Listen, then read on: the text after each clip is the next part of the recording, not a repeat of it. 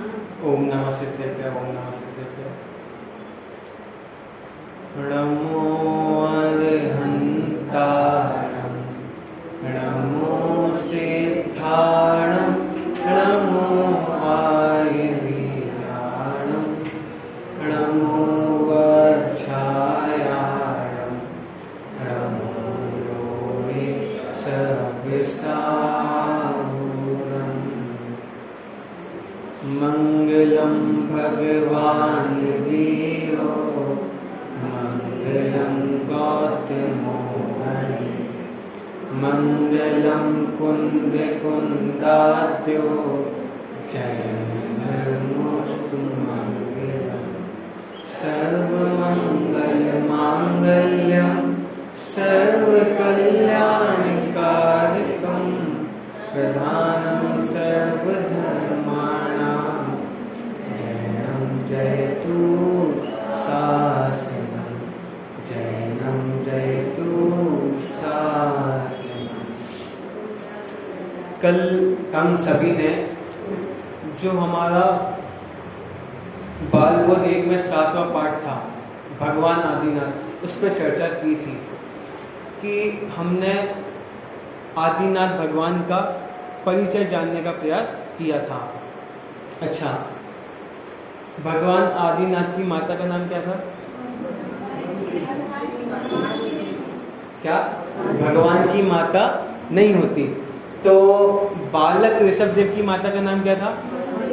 पक्का? और पिता का नाम क्या था? राजा नाभीरा। और कहाँ पे जन्म हुआ था? अयोध्या नगरी में जन्म हुआ था। उनकी शादी हुई थी क्या? राजा ऋषभदेव की शादी हुई थी। कितनी शादी हुई थी? किस किस से? नंदा और सुनंदा से। अच्छा, तो उनके बच्चे भी होंगे फिर। अब शादी की है तो बच्चे थे कि नहीं थे? तो कौन थे बच्चे?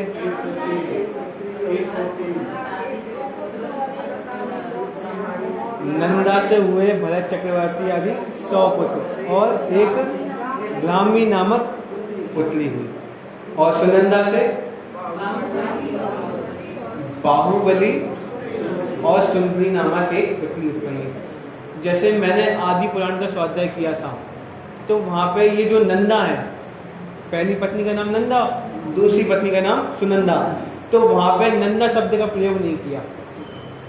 वहाँ पे नंदा शब्द नहीं किया, वहाँ पे लिखा यशस्वती।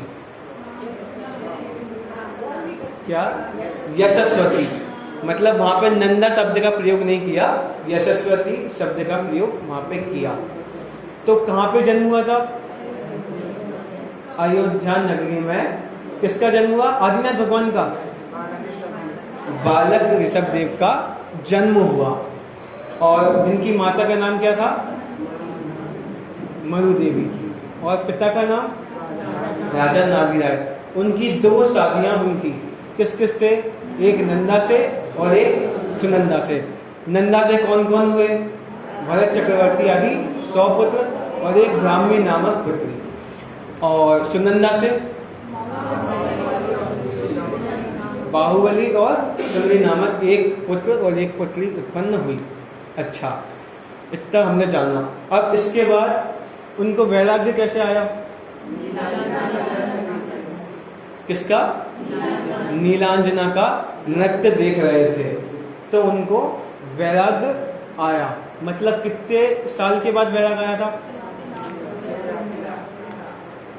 83 लाख पूर्व के बाद उनको वैराग्य आया था। अच्छा, और वैराग्य के बाद उनने आहार कब लिया था?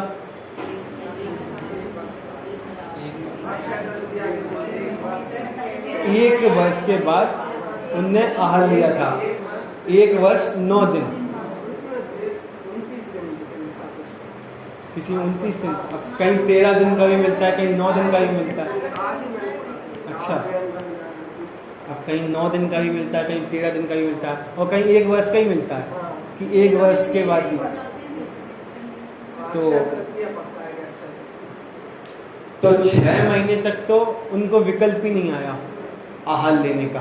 क्या कहा कि 6 महीने तक तो वो आदिनाथ मुनि जो ऋषभदेव मुनि थे उनको विकल्प नहीं आया, लेकिन 6 महीने के बाद एक विकल्प आया। किस चीज का? आहार लेने का। आहार लेने का विकल्प नहीं आया कि ये जो परंपरा है आहार की वो प्रारंभ हो, आहारचर्या की जो परंपरा है वो प्रारंभ हो, कि अब हर मुनिराज तो सामर्थ्यशाली नहीं हो सकते कि बिना आहार के अपना जीवन चला लें। अब वो तो तीर्थंकर है, लेकिन सारे मुनिराज तो ऐसे नहीं हो सकते। तो वो आहार की स्थापना करनी थी, वो परंपरा की स्थापना करनी थी, तो वो विधि के लिए जाते थे। तो ऐसे 6 महीने तक उनको आहार की विधि नहीं मिली। क्या कहा? 6 महीने तक आहार की विधि नहीं मिली, मतलब 6 महीने तक भोजन कराने वाले तो थे, लेकिन कैसी विधि होनी चाहिए वो नहीं जानते थे। तो 6 महीने के बाद, मतलब 6 महीने आत्म साधना में लीन रहे और फिर 6 महीने तक विधि नहीं मिली। फिर 6 महीने बाद वो हस्तिनापुर नगरी में पहुंचे। क्या कहा? 6 महीने के बाद वो हस्तिनापुर नगरी में पहुंचे। तो वहां का राजा था सोमप्रभ। क्या कहा? वहां का राजा था सोमप्रभ। उनके छोटे भाई थे राजा श्रेयांश। क्या कहा? उनके छोटे भाई थे राजा श्रेयांश।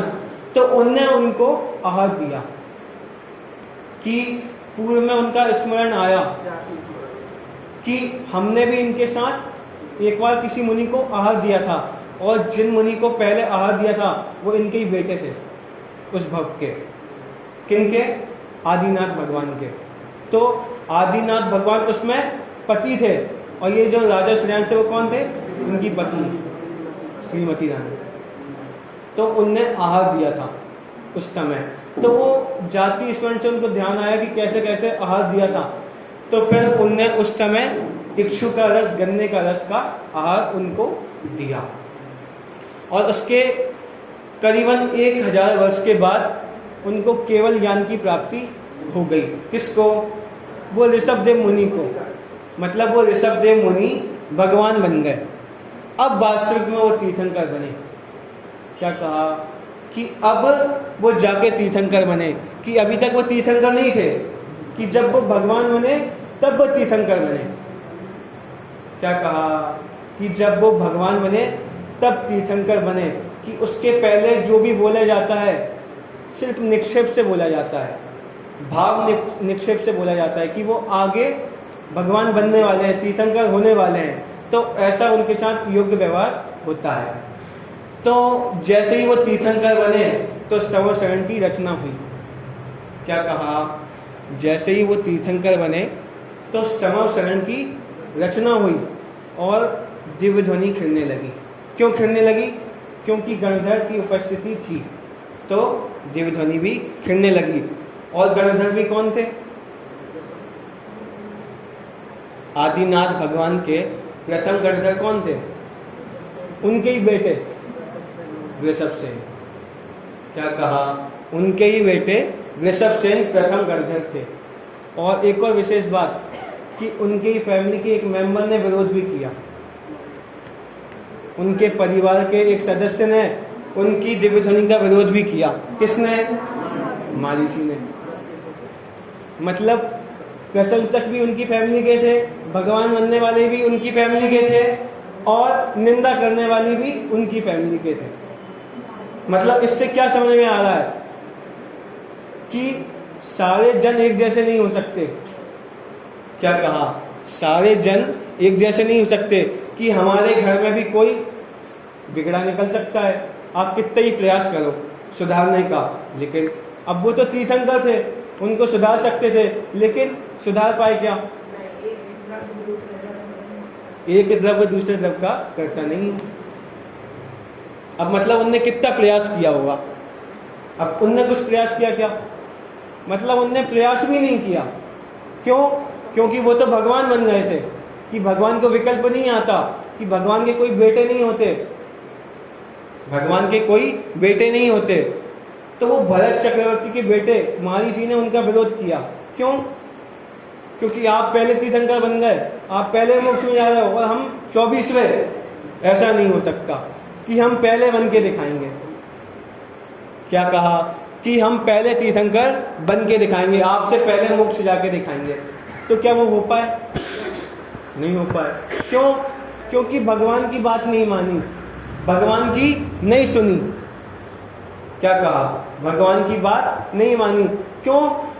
क्योंकि केवल ज्ञानी तो सब कुछ जानते हैं, तो उनके ज्ञान में तो ये भी आया है कि वो जो मारीची है कौन सा तीर्थंकर होने वाला है।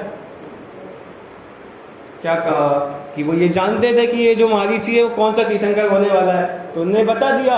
अब लेकिन तुम नहीं मानो तो तुम दुखी रहोगे, और मान लो तो सुखी रहोगे। जैसे नेमिनाथ भगवान के दिव्यध्वनि में आया कि 12 वर्ष के बाद वो द्वारिका नगरी जलेगी। क्या?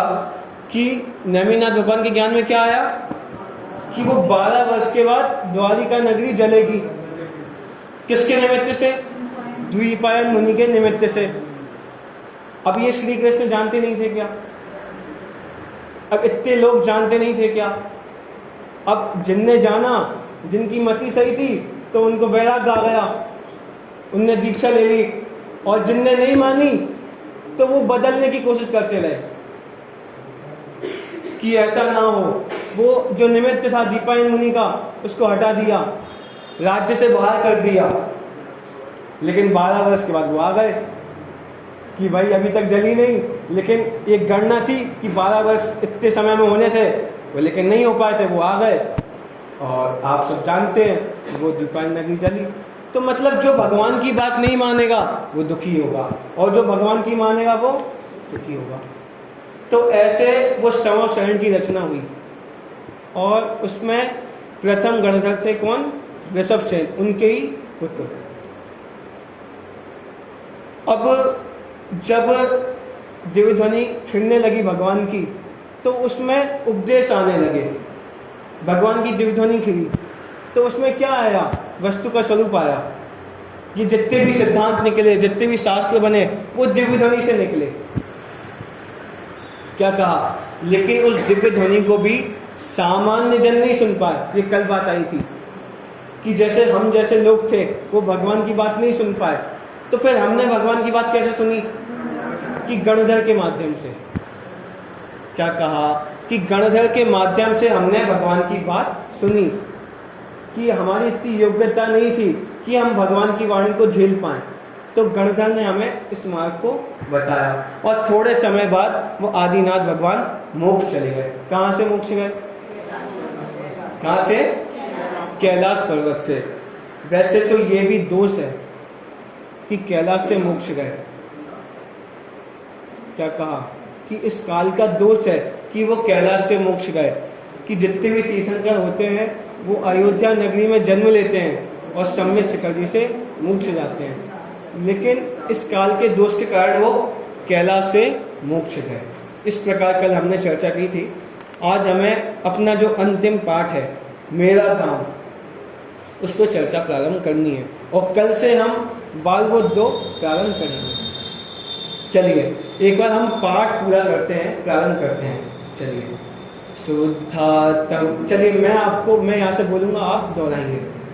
शुद्धात्म है मेरा नाम, मात्र जानना मेरा काम। शुद्धात्म है मेरा नाम, मात्र जानना मेरा काम। मुक्तिपुरी है मेरा धाम, मिलता जहाँ पूर्ण विश्राम। मुक्तिपुरी है मेरा धाम, मिलता जहाँ पूर्ण विश्राम। जहाँ भूख का नाम नहीं है, जहाँ प्यास का काम नहीं है।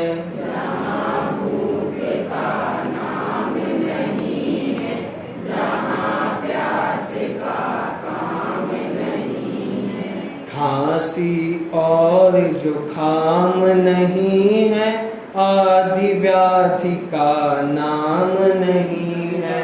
खांसी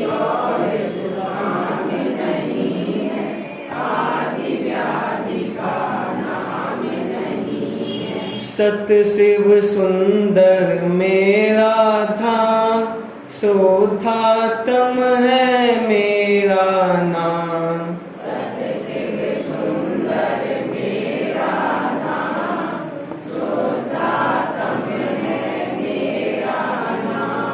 शोधात्म है मेरा नाम, मात्र जानना मेरा काम।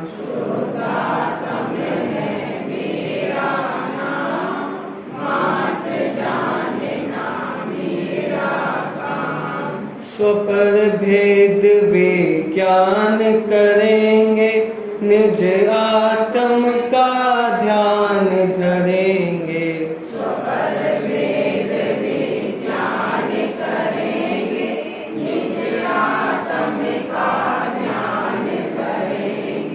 राग द्वेष का त्याग करेंगे, चिदानंद रस पान करेंगे। राग द्वेष का त्याग करेंगे, चिदानंद रस पान करेंगे। सब सुख दाता मेरा धाम, शोधात्म है मेरा नाम।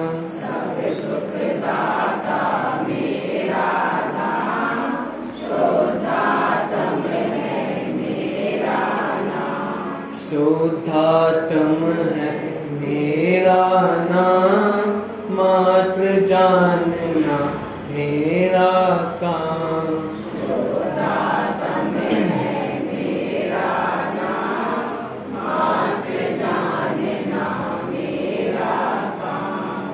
अब हमें तो ऐसा लग रहा था कि क्या बच्चों की पंक्तियां पढ़ा रहे हैं। ऐसे लग रहा था कि बच्चों की, ये तो बच्चों को पढ़ाने की चीज़ है। लेकिन ये बच्चों को पढ़ाने की चीज़ नहीं है, ये सभी को पढ़ाने की चीज़ है। क्यों? क्योंकि इसमें जिसकी चर्चा है वो सब है। क्या कहा? इसमें जिसकी चर्चा है वो सब है। अच्छा आप बताओ, आप क्या हो? आप क्या हो? शुद्धात्मा है। ये क्या है? और ये क्या है? तो किसकी चर्चा है इसमें? मेरी चर्चा है। तो ये सिर्फ बच्चों की पंक्ति नहीं है कि हम समझते हैं शुद्धात्मा है मेरा नाम, मात्र जानना मेरा काम। तो ये सिर्फ बच्चों की पंक्ति नहीं है, हमें भी दोहराने की चीज़ है कि हम जब दुखी हों तो इन पंक्तियों को दोहराएं। क्या कहा? कि जब हम दुखी हों तब इन पंक्तियों को दोहराएं तो हम सुखी होंगे। क्यों? क्योंकि इसमें सुख का मार्ग बताया गया है। इसमें किसकी चर्चा है? इसमें हमारी चर्चा है, किसी और की चर्चा नहीं है। इसमें आदिनाथ भगवान की चर्चा नहीं है, इसमें महावीर भगवान की चर्चा नहीं है। इसमें उसकी चर्चा है कि वो आदिनाथ भगवान कैसे बने, इसमें वो महावीर भगवान कैसे बने, इस चीज की इसमें चर्चा है। चलिए प्रारंभ करते हैं। शुद्धात्म है मेरा नाम, मतलब मेरा नाम क्या है? तो मेरा नाम आर्जव नहीं है, मेरा नाम सहज नहीं है। क्या कहा? मेरा नाम राहुल नहीं है, मेरा नाम प्रिया नहीं है। नहीं, मेरा नाम राहुल नहीं है, मेरा नाम प्रिया नहीं है, मेरा नाम आर्जव नहीं है। मेरा नाम क्या है? क्यों? क्योंकि ये शुद्धात्मा हमेशा रहता है। क्या कहा? कि ये शुद्धात्मा हमेशा रहता है, और जो राहुल, ये जो प्रिया, ये हमेशा नहीं रहते। क्योंकि ये राहुल, प्रिया, सहज, ये तो हम असंख्यात बार बन चुके। क्या कहा? ये राहुल, प्रिया, ऐसे भक्त तो हमने अनंत बार कर लिए, लेकिन ये शुद्धात्मा, अब इसको कभी जाना नहीं। और इसको जान लिया होता तो हमेशा हमारा एक ही नाम रहता। कभी राहुल नहीं बनना पड़ता, कभी प्रिया नहीं बनना पड़ता, कभी सहज नहीं बनना पड़ता। क्यों? क्योंकि अपने वास्तविक नाम को नहीं जाना। क्या कहा? अपने वास्तविक नाम को नहीं जाना। जैसे एक कोई पुरुष है, वो मुंबई में पहुंचा, नौकरी करने के लिए गया। अब मतलब उसको सब कुछ आता था, तो वो जॉब के लिए गया, वहाँ पे उसका इंटरव्यू हुआ, तो उससे सब कुछ सवाल पूछे कि जो भी कुछ आता हो उसको, जो भी इस जॉब में इम्पोर्टेंट हो उससे सब कुछ पूछा गया और उसने सब कुछ सही बता दिया। अब लेकिन उससे अपना परिचय पूछा गया कि तुम्हारा नाम क्या है, तुम्हारे पापा का नाम क्या है, तुम्हारी मम्मी का नाम क्या है, तुम कहाँ रहते हो, ये सब पूछा गया। अब वो ये सब नहीं जानता था, वो ये सब नहीं जानता था कि मेरा नाम क्या है, मेरे पिता का नाम क्या है, मेरा घर कहाँ पे है, अब ये सब नहीं जानता। तो उसको जॉब मिलेगी क्या?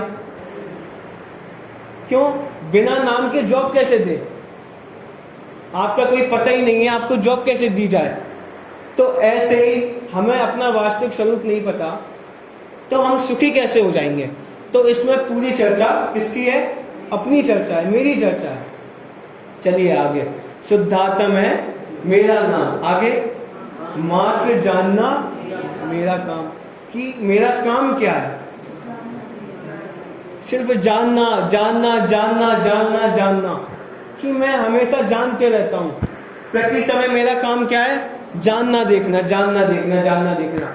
और ये अनादि से है और अनंत काल तक चलेगा। क्या कहा? कि अनादि से है और अनंत काल तक चलेगा। और ये जो महिला है इनका काम क्या है? रोटी बनाना। तो दिन भर रोटी बनाती हैं क्या? ये जो महिला है दिन भर रोटी बनाती हैं क्या? जैसे पुरुषों का काम क्या है? धंधा करना, बिजनेस करना। तो क्या ये दिन भर धंधा करते रहते हैं क्या? कि 24 घंटे कमाते हैं क्या? मतलब खाते भी नहीं है, पीते भी नहीं है, सोते भी नहीं है, खेलते भी नहीं है, टीवी भी नहीं देखते। तो इनका काम इतना नहीं है क्या? सिर्फ धंधा करना है? मतलब ऐसा नहीं है कि हमें अपने काम बदलने पड़ते हैं। क्यों? क्योंकि हमने अपने वास्तविक काम को नहीं जाना। अनंत कामों में उलझे कि कभी हम खाना बना रहे हैं, कभी झाड़ू लगा रहे हैं, कभी धंधा कर रहे हैं, कभी सो रहे हैं।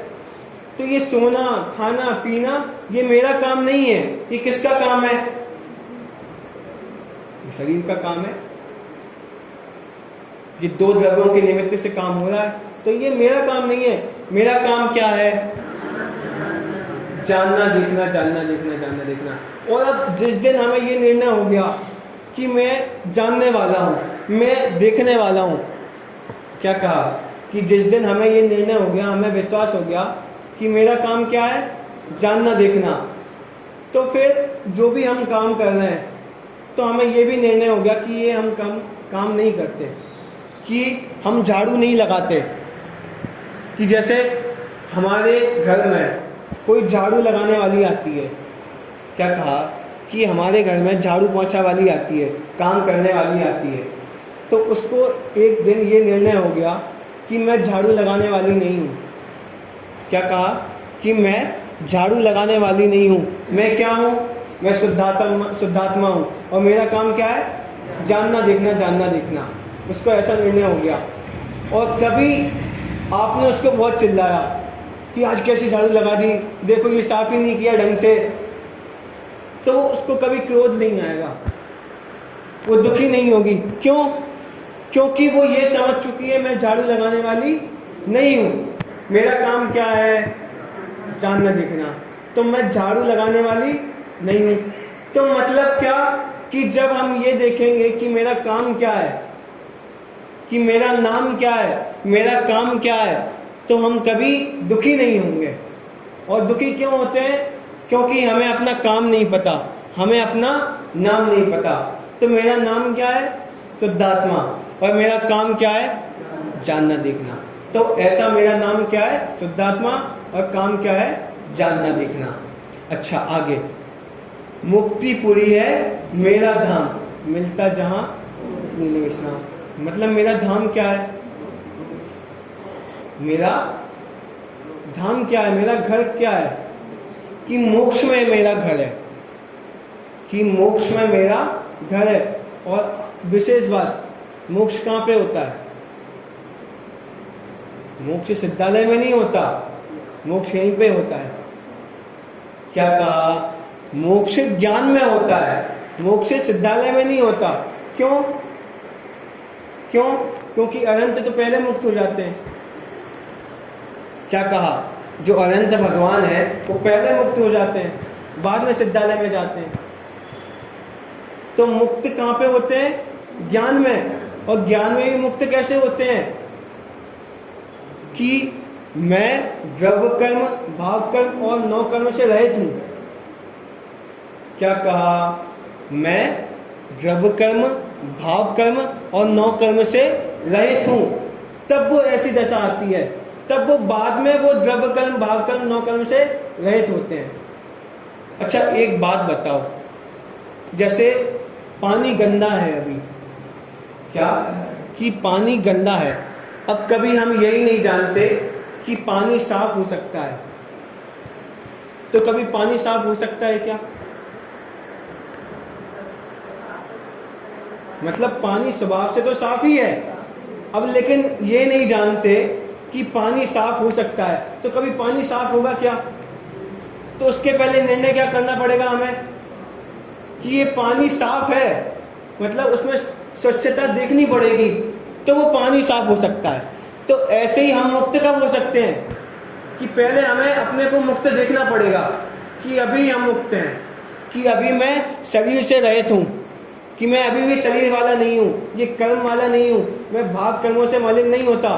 तो ये सब अभी देखना पड़ेगा, तब जाके वो हम सिद्धालय में विराजमान होंगे, तब जाके ऐसी अवस्था आएगी। तो मुक्ति कहाँ मिलती है? मुक्ति कहाँ पे मिलती है? यहाँ पे।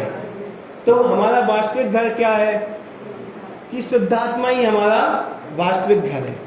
कि ये जो मकान बनाया ये हमारा घर है क्या? क्या ये जो हमने घर बनाया तो ये हमारा घर है क्या? नहीं, ऐसे घर तो हमने अनंत बार बनाए, ऐसे घर तो हमने अनंत बार बनाए।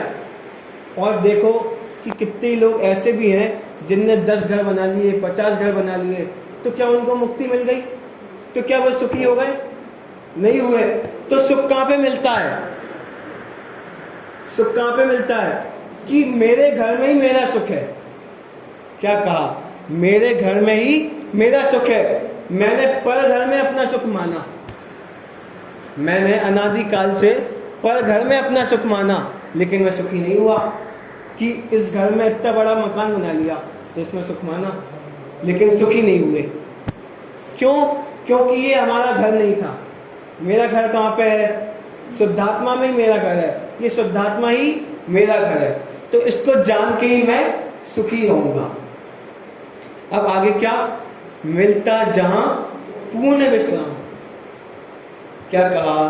कि यहीं पे ही मेरे को पूरा सुख मिलता है, यहीं पर ही मेरे को पूर्ण विश्राम मिलता है। कि इस घर में मेरे को कभी विश्राम नहीं मिला, इस घर में कभी आराम नहीं मिला, कि इस घर में हमेशा मैंने दुख ही पाया। कि ऐसे 50 घर बना लिए, ऐसे 100 घर बना लिए, तो हम कितने सुखी हो गए?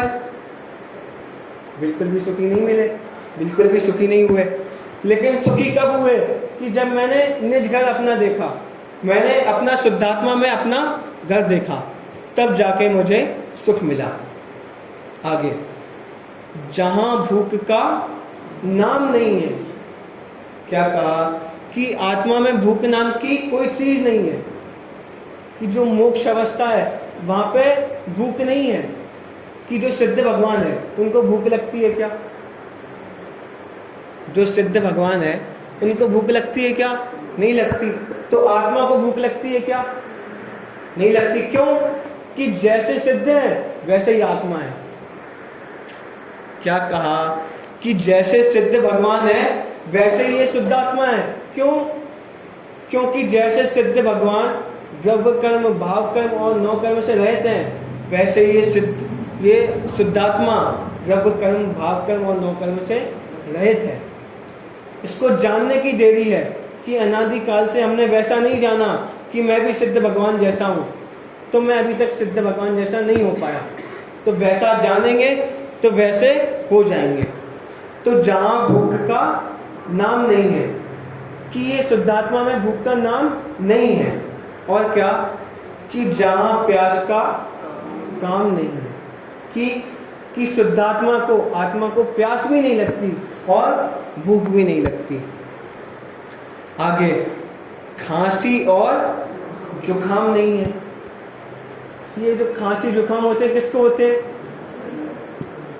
खांसी जुकाम होते हैं, आत्मा को खांसी जुकाम होते हैं क्या? क्या कहा कि खांसी जुकाम किसको होते हैं? शरीर को होते हैं। तो शुद्धात्मा को खांसी जुकाम होते हैं क्या? कि जैसे कभी आपको खांसी चल रही है तो आत्मा खांसती होगी। क्या कहा कि आत्मा खांसती होगी, कि ये शरीर खांसता है। तो खांसी जुकाम कहाँ पे होते हैं? शरीर में होते हैं। और मैंने क्या माना? अनादिकाल से मैंने क्या माना कि खांसी जुकाम किस में होते हैं? मुझ में होते हैं। क्यों? क्योंकि इस शरीर को अपना माना। इस शरीर को अपना माना तो ये माना कि ये खांसी जुकाम मुझ में होते हैं। जो भूख लगती है किस में लगती है? मुझ में लगती है। जो प्यास लगती है किस में लगती है? मुझ में लगती है। तो शरीर को मानने से ये सब काम हुए। क्या कहा? शरीर को मानने से ये सब काम हुए। तो अब जैसे ही भूख लगी तो फिर उसका उपाय भी किया कि खाना बनाया। पहले सब्जी लेने गए, फिर खाना बनाया, फिर खाना खाया, और फिर 2-4 घंटे बाद फिर भूख लगने लगी। तो ऐसा कब से चलता आ रहा है? अनादिकाल से। क्यों? क्योंकि शरीर को अपना माना कि मुझे भूख लगती है, मैं खाना खाता हूँ। और अब जब ऐसा जान लिया होता कि मैं तो शुद्धात्मा हूँ, मुझे भूख नहीं लगती, मुझे प्यास नहीं लगती, तो फिर खाना खाने का विकल्प आता क्या? फिर खाने खाने का विकल्प नहीं आता। क्यों? क्योंकि मैं तो शुद्धात्मा हूँ, मैं खाने वाला नहीं हूँ, मैं खाने बनाने वाला नहीं हूँ। मुझे भूख नहीं लगती। भूख कहाँ पे लगती है? इस शरीर में लगती है। चलिए आगे। आदि व्याधि का नाम नहीं है। आदि व्याधि मतलब क्या होता है? आदि मतलब क्या? आदि मतलब होता है मानसिक दोष, मानसिक दुख। और व्याधि मतलब शारीरिक दुख। अब ये मानसिक रोग और शारीरिक रोग, या जिसको बीमारी कहें, वो भी कहाँ पे होती हैं? शरीर में होती हैं। तो ये शरीर को अपना मानने से हम दुखी हुए कि अब आत्मा में क्या है कि ये मानसिक रोग भी नहीं है और शारीरिक रोग भी नहीं है। क्यों? क्योंकि आत्मा शरीर वाला नहीं है, कि आत्मा शरीर नहीं है, कि शरीर और आत्मा दो भिन्न भिन्न द्रव्य हैं। क्या कहा कि आत्मा और शरीर दोनों भिन्न भिन्न द्रव्य हैं। कि अनादिकाल से हमने ऐसा नहीं जाना, दोनों को एक में एक जाना। तो क्या समझ के आए कि जो टेंशन हो रहा है किस में हो रहा है? मुझ में हो रहा है। ये जो बीमारी हो रही है किस में हो रही है? मुझ में हो रही है। क्यों माना ऐसा? क्योंकि शरीर को अपना माना। अब जैसा अभी हमने ऐसा जान लिया कि बीमारी किस में होती है? शरीर में होती है। टेंशन किस में होता है? शरीर में होता है। तो मतलब आत्मा में टेंशन नहीं होता, आत्मा में बीमारी नहीं होती, तो अब दुखी नहीं होंगे। क्या कहा कि ऐसा हमने जान लिया कि आत्मा में बीमारी नहीं होती, आत्मा में टेंशन नहीं होता, तो अब दुखी नहीं होंगे।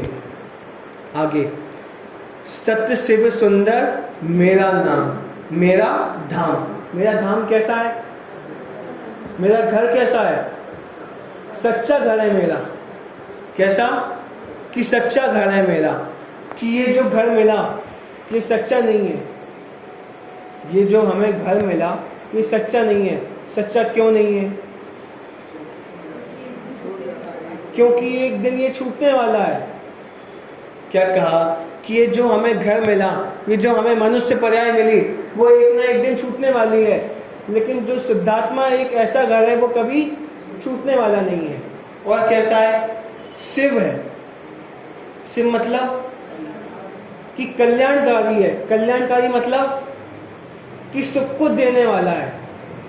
क्या कहा कि सुख को देने वाला है, कि इसके सिवा विश्व में कोई सुख को देने वाला नहीं है।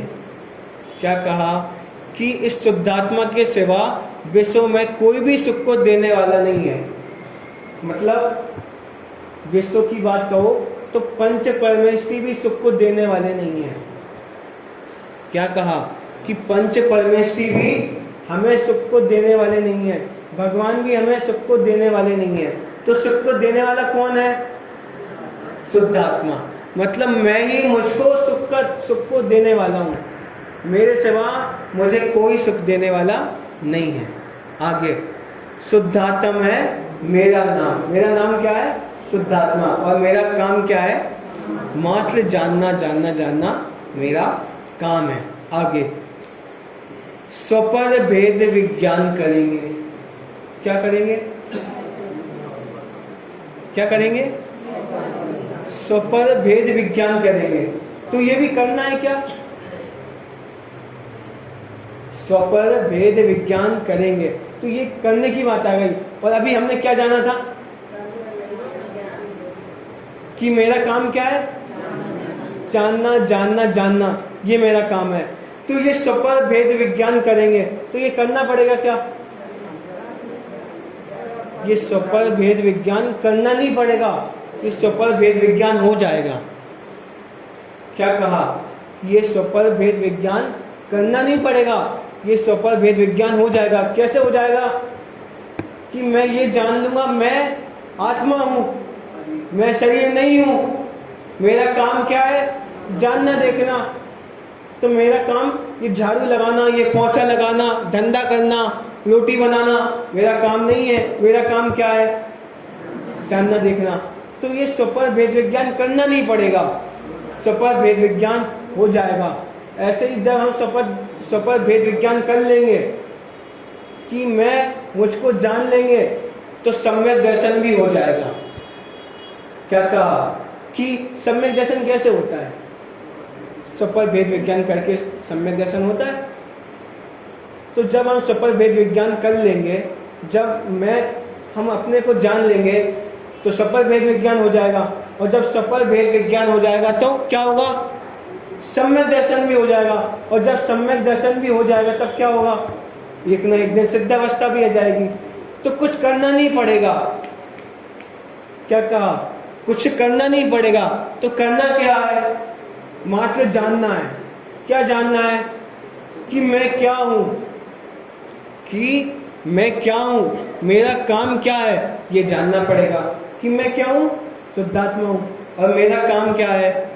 जानना देखना मेरा काम है। आगे, स्वपर भेद विज्ञान करेंगे, निज आत्म का ध्यान धरेंगे।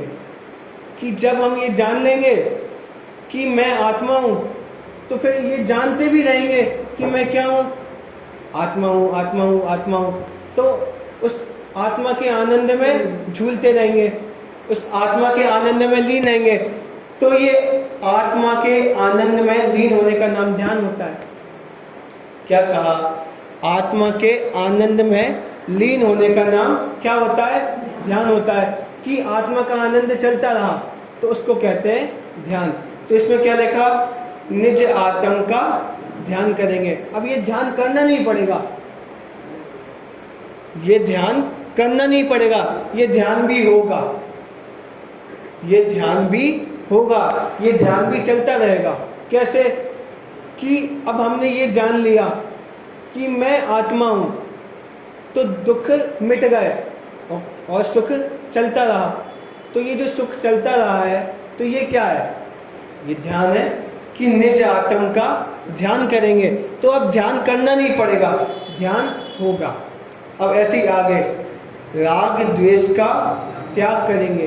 तो ऐसे ही राग द्वेष का त्याग करना नहीं पड़ेगा। क्या कहा? राग द्वेष का त्याग करना नहीं पड़ेगा, राग द्वेष का त्याग भी होगा। हाँ, उपदेश के कथन में ये कहा जाता है कि राग द्वेष का त्याग करो, लेकिन राग द्वेष का त्याग किया नहीं जाता। राग द्वेष का त्याग होता है। कैसे होता है? कि जब हम आत्मा के आनंद में लीन रहेंगे, जब हम आत्मा को जानेंगे, तब राग द्वेष नहीं होंगे। अब जैसे अंधकार है, प्रकाश करना है, तो क्या करना है? एक बल्ब जलाना है, तो अंधकार नहीं रहेगा। तो कितने काम करने पड़े? एक से बल्ब जलाना पड़ा। तो जब ऐसे ही हम अपने को जानेंगे, आत्मा को जानेंगे और अपने से ही सुख को ढूंढेंगे, अपने ही आत्मा के सुख में लीन रहेंगे तो राग द्वेष नहीं होंगे। तो राग द्वेष, अब ऐसा नहीं कि राग द्वेष मिटाने पड़ेंगे, वो राग द्वेष सहज ही नहीं होंगे। क्यों? क्योंकि हमने अपने को जान लिया। क्या कहा? हमने अपने को जान लिया। चिदानंद रस पान करेंगे। तो अब ऐसे ही चिदानंद रस का पान नहीं करना पड़ेगा, वो पान होगा, वो रस का पान होगा। क्यों? क्योंकि हमने अपने को जान लिया। क्या कहा? कि हमने अपने को जान लिया। जैसे किसी ने रसगुल्ला खाया या खीर खाई, तो उसको उसका स्वाद आएगा कि नहीं आएगा? जैसे किसी ने खीर खाई तो उसको उसका स्वाद आएगा कि नहीं आएगा? तो उसको आनंद होगा कि नहीं होगा? होगा। तो ऐसे ही हमने जब अपने को जाना तो आनंद होगा कि नहीं होगा? होगा। तो वो आनंद करना नहीं पड़ेगा। क्या कहा? कि वो आनंद करना नहीं पड़ेगा, वो आनंद होगा। चलिए आगे। सब सुखदाता मेरा धाम, मतलब क्या? कि सुख का दाम कहाँ पे है? मेरा ही है, मेरे धाम में ही सुख है, कि और कहीं सुख नहीं है। सुख कहाँ पे है? मुझ में ही मेरा सुख है। शुद्धात्मा में मेरा नाम मात्र जानना मेरा काम। कि मेरा नाम क्या है? शुद्धात्मा मेरा नाम है और मेरा काम क्या है? जानना जानना जानना मेरा काम है। जब ऐसे स्वरूप को समझेंगे तो सुख होगा, और सुख होते होते सुख इतना बढ़ जाएगा कि अनंत अवस्था आएगी और एक ना एक दिन सिद्ध अवस्था आ जाएगी। तो इस प्रकार आज हमने चर्चा की। कल से हम बाल बोध 2 प्रारंभ करेंगे।